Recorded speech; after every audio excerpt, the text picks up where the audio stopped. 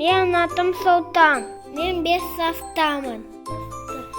Ата, әже, ана, әке, аға, апа, қарындасым. Әке маған жақсы бала бол дейді. Мені жұмыс істеуге үйретеді. Біз әкемен бірге малдарға жем бердік.